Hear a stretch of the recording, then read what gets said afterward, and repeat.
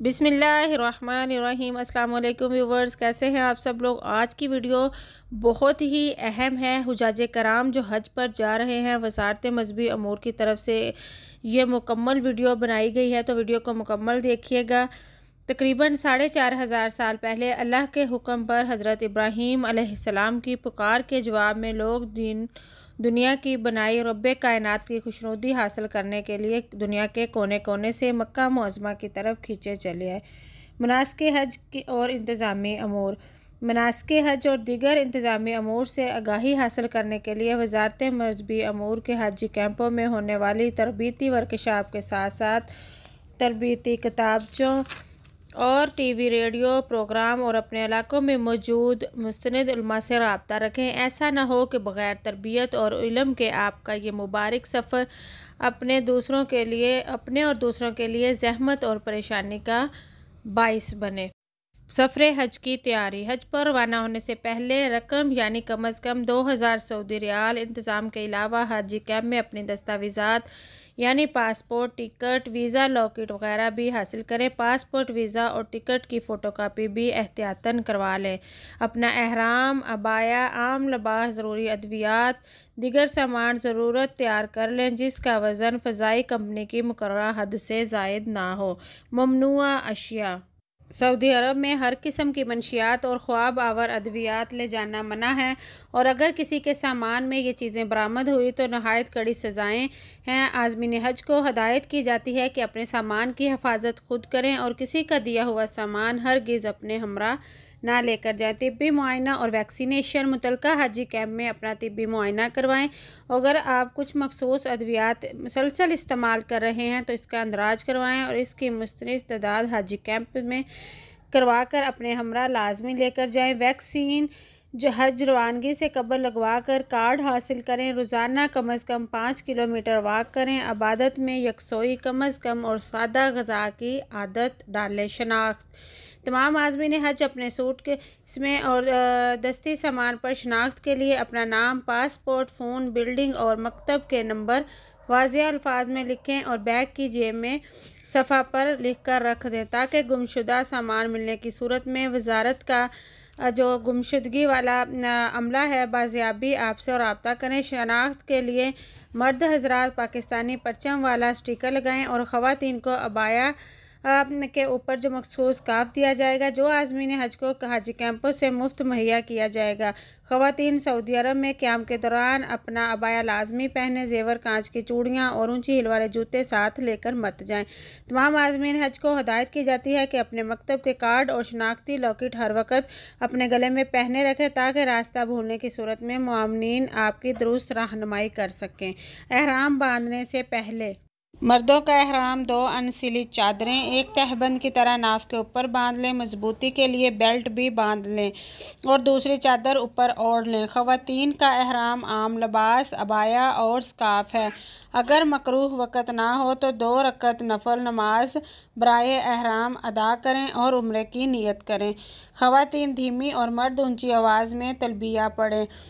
اللہم لبیک اللہم لبیک لبیک لا شریک لک لبیک ان الحمد والنعمت لک والملک لا شریک لک لبیک اللہم لبیک لبیک لا شریک لک لبیک ان الحمد والنعمت لک والملک لا شریک لک لبیک اللہم لبیک لا شریک لک لبیک ان الحمد والنعمت لک والملک لا شریک لک۔ تلبیہ پکارنے کے بعد احرام کی پابندی آپ پر لازم ہو جائے گی۔ ان کی خلاف ورزی گناہ ہے اور کفارہ کے لیے بعض صورتوں میں بدنہ دم یا صدقہ ادا کرنا واجب ہوتا ہے۔ لبیک اللہم لبیک لا شریک لک لبیک ان الحمد والنعمت لک والملک۔ گھر سے ایئرپورٹ کے لیے روانگی۔ حج وزارت مذہبی امور کی ہدایت کے مطابق یا اپنی پروازوں کی روانگی سے قبل کم از کم 6 گھنٹے پہلے اپنے گھر سے براہ راست ایئرپورٹ پہنچیں گے۔ احرام کی نیت اور 2 رکعت نفل جہاں آسانی سے میسر ہوں پڑھ لیں، تاہم جہاز میں وضو کرنا یا احرام تبدیل کرنا انتہائی مشکل عمل ہے۔ براہ راست مدینہ منورہ پروازوں والے عازمین عام کپڑوں میں ہی ایئرپورٹ پہنچیں گے۔ مدینہ قیام کے بعد مکہ مکرمہ روانگی کے وقت احرام باندھیں گے۔ پرائیویٹ اسکیم کے عازمین حج جو ہیں اپنے پاسپورٹ، ٹکٹ اور ویزا اپنے حج گروپ آرگنائزر سے حاصل کر کے اس کی ہدایات کے مطابق عمل کریں۔ اپنے حج پیکج کے معاہدے کی کاپی لازمی ساتھ رکھیں۔ مرحلہ سامان کی بکنگ اور بورڈنگ کا حصول۔ ایئرپورٹ کی عمارت میں داخل ہونے کے بعد کسٹم حکام آپ کا سامان چیک کریں گے۔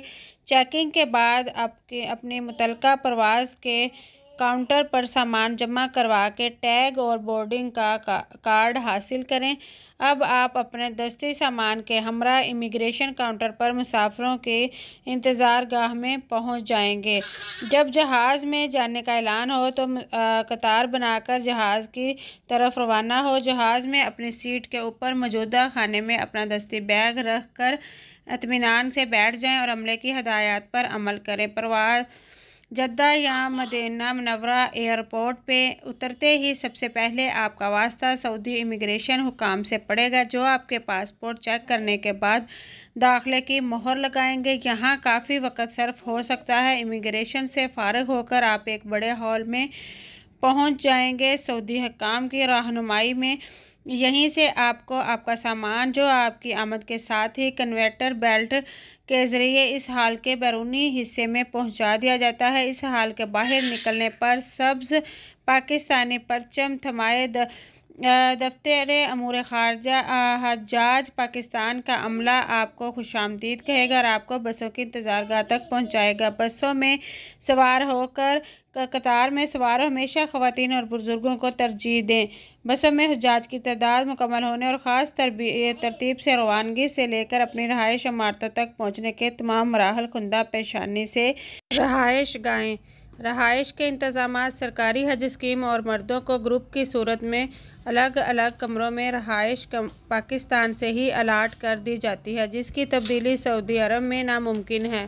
رہائش عمارت میں موجود معاونین آپ کے کمرے تک پہنچانے میں آپ کی مدد کریں گے۔ مناسب ہے کہ اپنے کمرے میں سامان رکھنے کے بعد کچھ دیر آرام کر لیں۔ حرم کی طرف روانہ ہونے سے پہلے اور باہر نکلتے ہی اپنے قریبی موبائل کمپنی کے بوتھ سے سعودی سم خریدیں۔ اس دفعہ حکومت پاکستان سم مفت فراہم کرے گی۔ ہوٹل سے باہر نکلتے وقت اپنے مکتب کے کارڈ اپنے ہمراہ رکھیں۔ بلڈنگ اور علاقے کا نشان کے ساتھیوں کے فون نمبر لکھ کر اپنے پاس رکھ لیں۔ حرم میں داخل ہونے کے وقت گیٹ کا نام اور نمبر یاد رکھیں۔ پہلا عمرہ۔ عمرہ کے 2 فرائض ہیں: احرام باندھ کر نیت کرنا اور تلبیہ پکارنا اور طواف کرنا یعنی بیت اللہ کے گرد 7 چکر لگانا۔ عمرہ کے 2 واجبات ہیں: صفا مروہ کی سعی کرنا، حلق یا قصر کرنا۔ سنت کے مطابق حرم پاک میں داخل ہوں اور خانہ کعبہ کو دیکھ کر خوب دعائیں مانگیں۔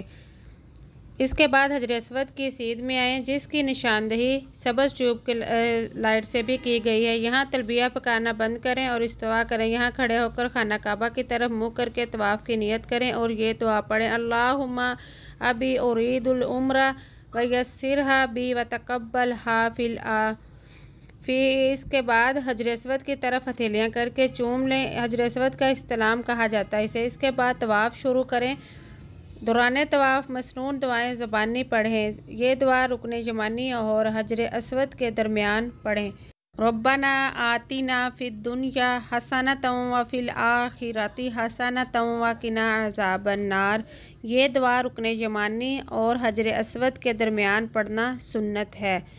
نیت طواف یا دیگر مقامات پر پڑھی جانے والی دعاؤں کے علاوہ کوئی بھی دعا مانگی جا سکتی ہے۔ آپ کو خانہ کعبہ کے گرد 7 چکر پورے کرنے ہوتے ہیں اور ہر چکر کے بعد استلام کرنا ہے۔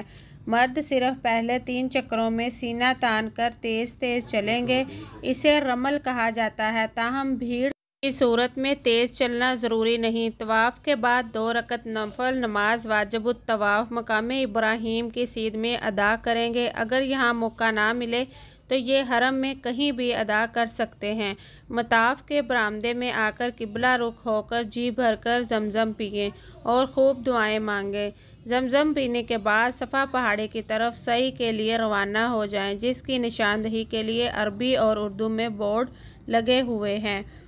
صفا کی طرف جاتے ہوئے حجر اسود کا استلام کرنا سنت ہے۔ صفا پہنچ کر آپ سعی کی نیت کریں اور مروہ پہاڑی کی طرف چلیں۔ راستے میں جہاں سبز لائٹ شروع ہو وہاں مرد اس وقت تک بھاگیں جب تک سبز لائٹ ختم نہ ہو، تاہم خواتین اپنے معمول کی رفتار سے چلیں۔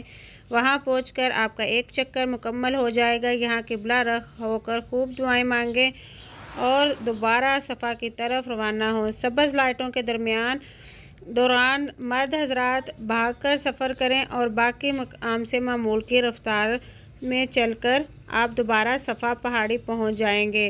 اسی طرح آپ کے 2 چکر مکمل ہو جائیں گے۔ اس طرح 7 چکروں کے بعد آپ کی سعی مروہ پر ختم ہوگی۔ حلق یا قصر: سعی کے بعد مرد حضرات حلق یا قصر کر کے اپنے بال مڈوا کر یا قصر کر کے حالت احرام سے باہر آئیں گے اور عورتیں قصر یعنی ساری چٹیاں پکڑ کے دائیں بائیں اور پیچھے 3 حصے کر کے ہر حصے سے انگلی کے 1 پور کے برابر یا کچھ زیادہ بال کاٹ کر حالت احرام سے باہر آ جائیں گے۔ یوں آپ کا عمرہ مکمل ہو جائے گا۔